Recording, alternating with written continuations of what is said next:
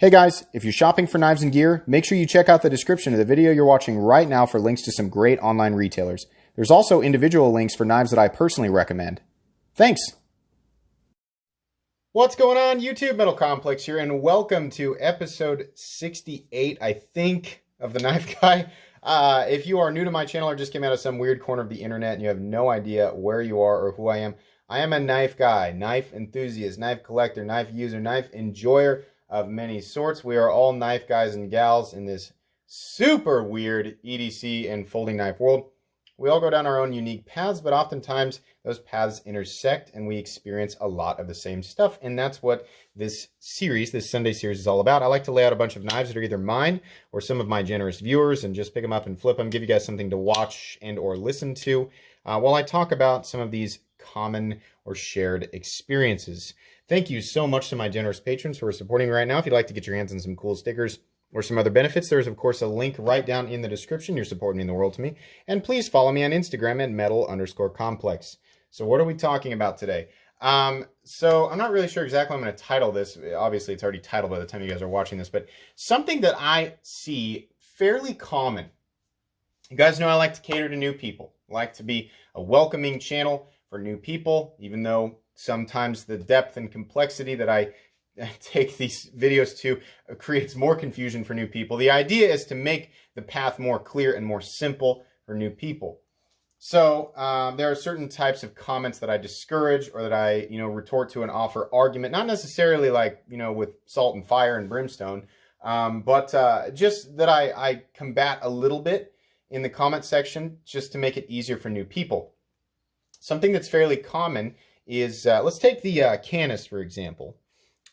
This wasn't actually in my comment section. I found it in another comment section on another YouTube channel.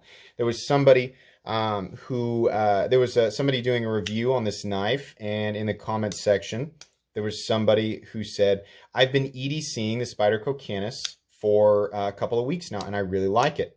And then somebody else had replied, that's really not what that knife was designed for. And okay, yeah, that's fair. The Canis was actually designed, it's a self-defense design, right?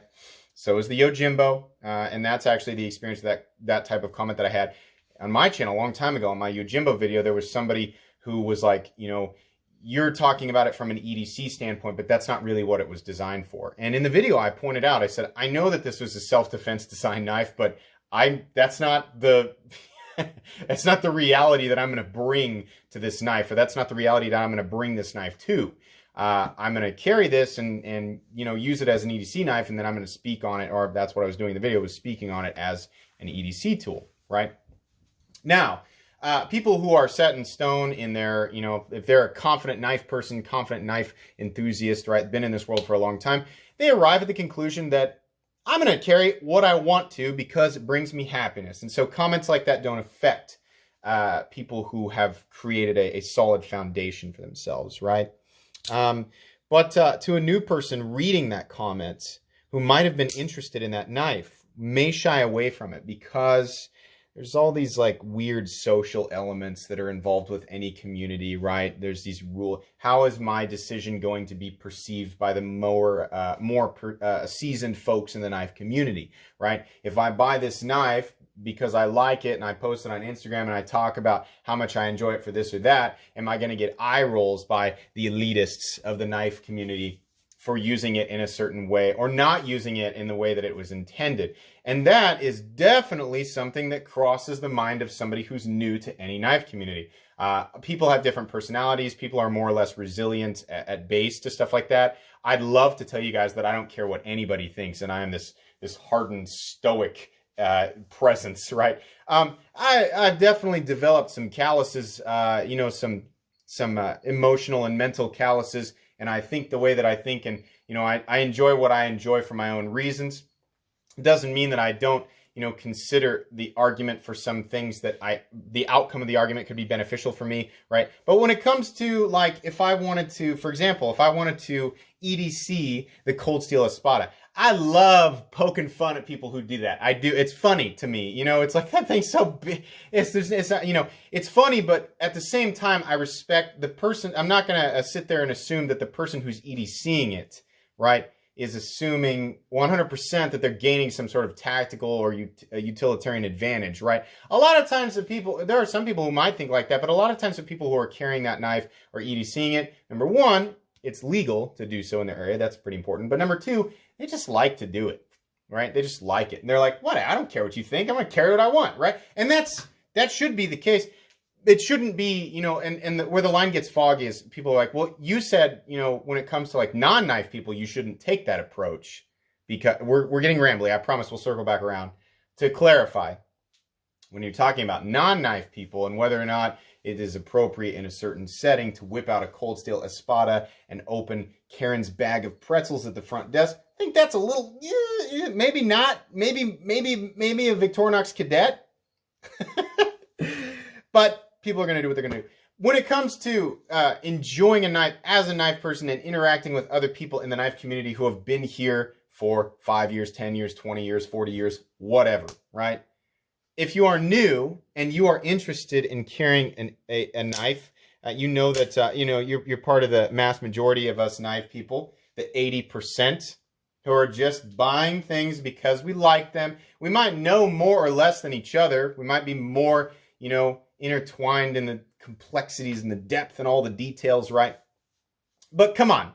We're buying this stuff because we want something cool in our pocket to open packages with and feel good about it, and periodically gain an opportunity to do it in front of somebody that we think might like to share in conversation about the item, right? Turning other people into knife nuts, that's fun. But I really don't like to see, people coming in and at first glance, it's like they make the statement as it's stated in a way that suggests that they're offering advice and benefit to the person who is carrying this item outside of the realm of what it was intended for, right? But really all they're doing is going, hey, I know more than you about this. And just so you know, it's really more of a specialty item that's only carried by people who, actually live that life. Oh, that's BS. Get out of here. Get out of here with that flexing, that muscle, man. Oh my gosh, that is so cringy every time I see it. And a lot of times, even if they're new, they know what the intent, because a lot of times it's under a video where the person making the video pointed that out, right? This knife is intended for this, but I'm going to use it like this, so I'm going to review it that way because, let's be honest, the vast majority of people who pick this up are going to use it like that. The Spyderco Yojimbo, yeah, it's a self-defense design. You think the mass majority of people who bought that knife are going out and using it that way? No, they're cutting open boxes and packages. They're EDCing it. I don't know how many Spyderco Yojimbos are out there. A lot. I can tell you at least 80% of the people who own that knife are not going out and defending against ninjas and, robots from outer space and stuff. I'm joking around. Yeah, I'm not coming down on people who actually do practice that type of thing or who find value in that type of thing either. Obviously, there is value to some of that knowledge and some of that practice, right, in very specific settings. Not coming down on anybody for that, but suggesting that someone who wants to enjoy something for a specific reason that is outside of the intended, the design philosophy. Oh, no. The best thing about this knife world is that there are so many options that appeal to so many different people for so many different reasons, is that it should be widely accepted that it's just fun to experience, right? If I'm going to take that logic, it seems like I lay these things out at random. Sometimes I do. I've got specific knives laid out here, right? Some more, price-friendly stuff. The CJRB RIA, right? Inexpensive knife, obviously geared towards EDC. We have the Wee Banter, also obviously geared specifically towards EDC. Not as inexpensive as the RIA. This is about a $100 knife. This is about a $35 knife. Spyderco PM2. This is a River's Edge Cutlery exclusive. Expensive and gone now. And this is an EDC knife, but more expensive. There's arguments about, what it's practical for and what it's not practical for, right? Direct Delta, super tactical. Definitely really cool, but definitely design philosophy was tactical, right? Hinder XM18, ZTO562, hard use, Spyderco Canis, self-defense. This is more tactical, but maybe more EDC friendly, right? We have this Noctagon KR4 that is way more power than I'm not going to turn it on, but 40, what is it? 4,300 lumens, 4,400 lumens, crazy light power, right? Nicer, more enthusiast version of an EDC knife, the Benchmade Mini Crooked River from the custom shop, and then the very expensive Riot Jack 2 in Damasteel, right? All of these have different intended design elements, right? But the one thing that they all collectively have in common is that they are interesting things that people like to carry for general EDC. It doesn't necessarily have to be about intended design. It could be a design flaw. Like, a lot of people have been asking me about this guy. And this guy's not new. It's been around for a while. The Riot Jack 2 in Damasteel, and then it has this blade that can be detached, and you can put, like, I've got the M390 blade over here, and then there's like a comb, right? Well, one of the problems with it, and I'm going to point this out, is this area right here where the blade attaches, it has this lip. So if you're cutting into box, it'll still pass through it. You can force it through it, but that lip will catch on stuff. And that is, in an EDC sense, that is going to be a flaw if you're planning to use that. But let's remember something. Again, the vast majority of people who bought that knife are probably either collectors, or if they are people who plan to carry it, are probably not going to be using it enough, probably, for that to be, a thing that's like, yeah, that's something that would bother me if I was going to take this and use it and try to cut into cardboard boxes and stuff, right? But if I was opening a package, making a quick cut, like cutting something open, like the vast majority I'm going to use it for, right? It's not really going to be a problem. And the truth is, I don't get my knife out enough and use it enough in that many different circumstances throughout the week, right? Just general EDC, where that's really going to bother me. I would carry that because I think that it's cool, because I like the flipping action, how it looks, how it feels in the hand. There's all these other things, right?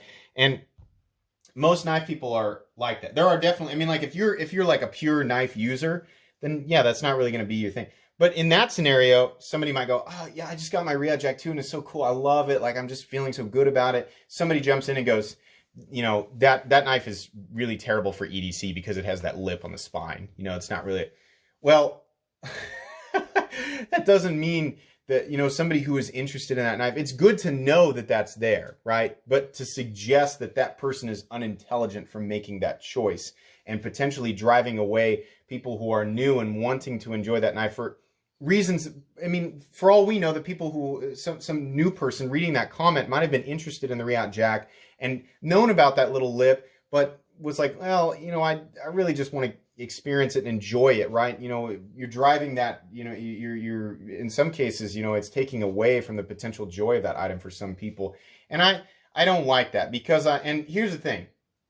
I've said this before. There's a huge difference between somebody leaving a comment and really attempting to help somebody, actually trying to be informative, trying to be helpful. There is a distinguishing line between people who offer helpful information, not trying to come off as elitist or not trying to flex or anything like that, and somebody who's just leaving something that's just, it's attempting to shove this other person's idea completely out of the way and present their own as law and just like the shining golden glow of elite intelligence, right? When I see stuff like that, generally I'll pop in and be like, dude, calm yourself down. Have a seat for a second, okay? Because, best case scenario, what does that person get out of that comment? Best case scenario, that person gets a moment of, this guy seems to know a little bit more. And then they just go, you guys ever been at a stoplight? You ever been walking, going to an intersection, or maybe you're in a parking lot about to get in your vehicle,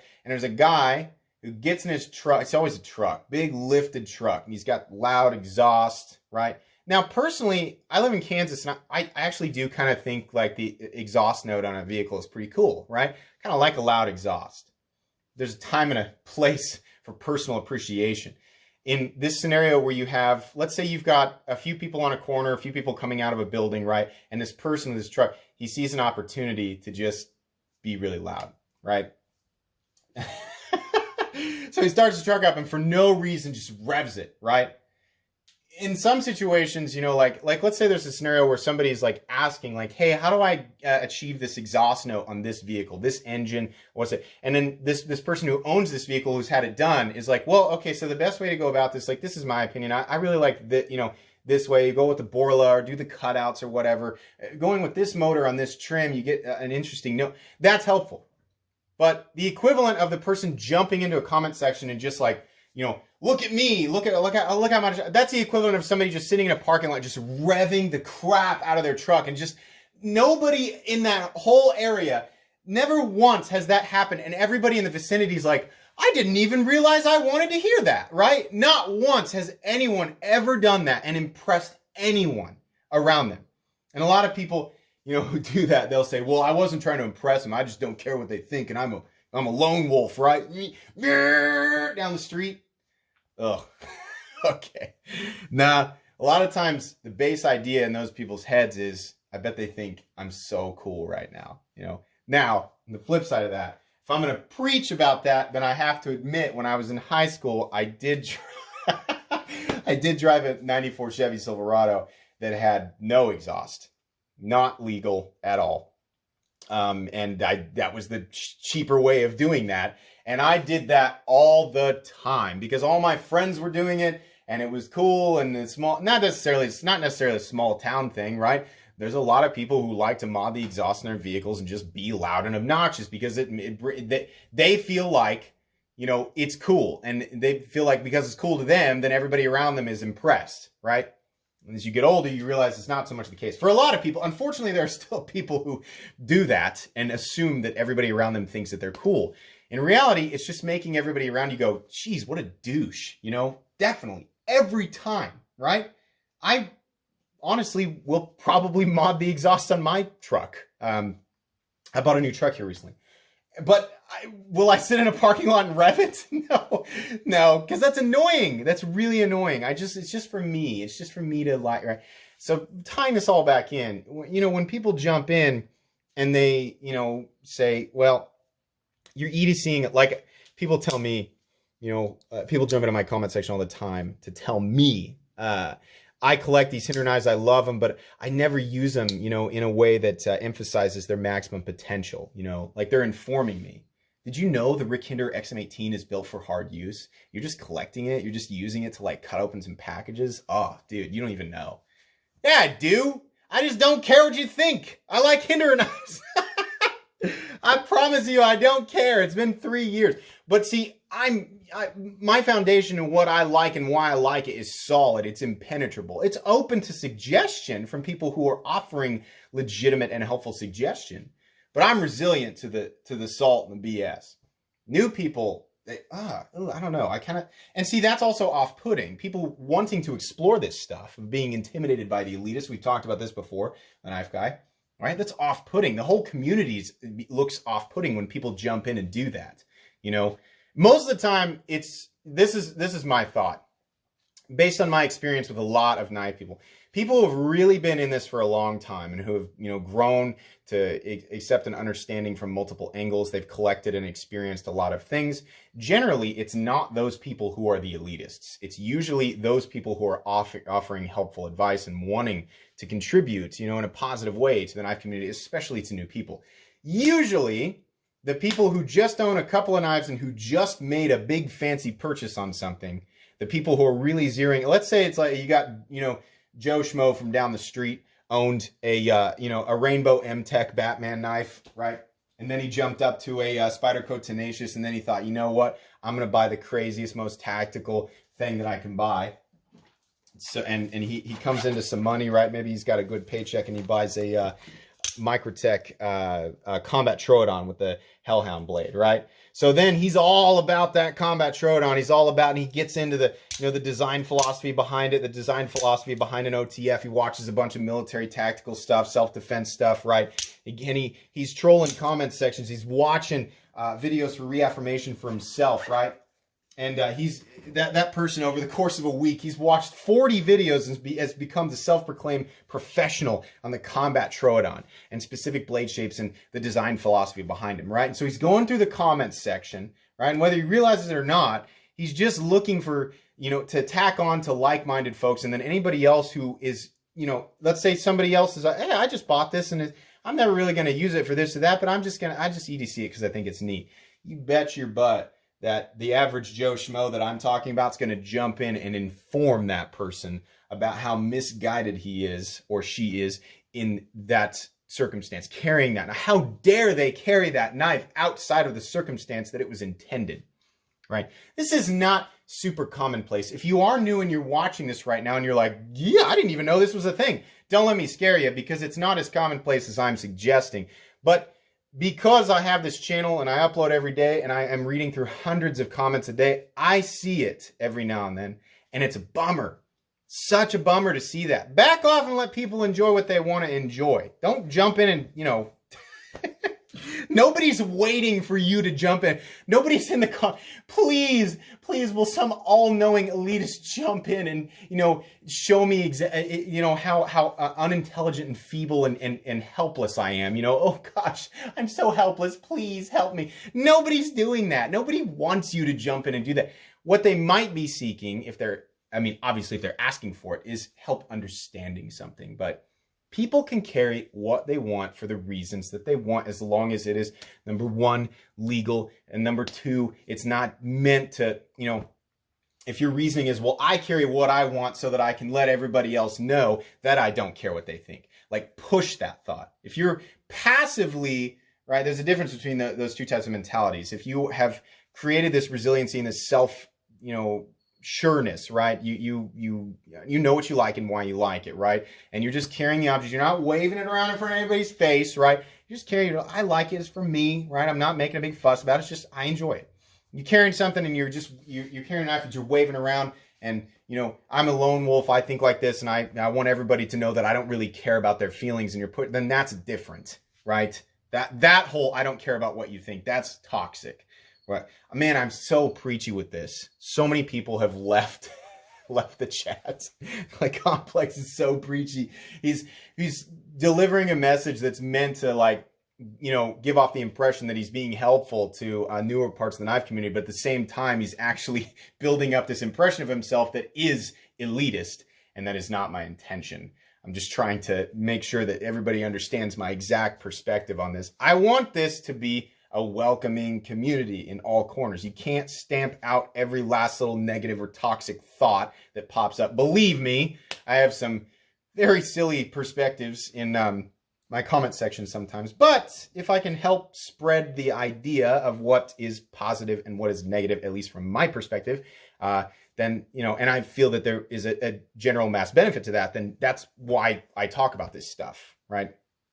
Buy what you like. Enjoy what you want to enjoy. It doesn't matter what it's designed for, right? If it's legal to carry and you're not going to be a jerk about it, and you're just going to enjoy it for yourself, then you don't have to listen to anybody who tells you that you shouldn't be carrying something because it wasn't designed for EDC.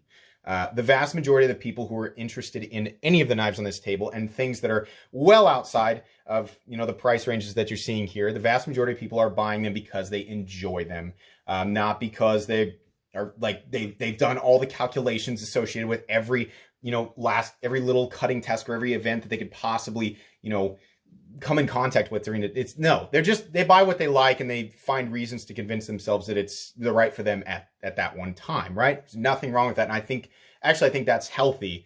I think that's good to just enjoy it. Just be happy. Just love what you love. And, if you want to watch a review, find out, what elements, like if you come to my channel to watch a review, I don't want anybody to think so you're saying don't come to your channel and listen to what you're saying, just buy it if I like it?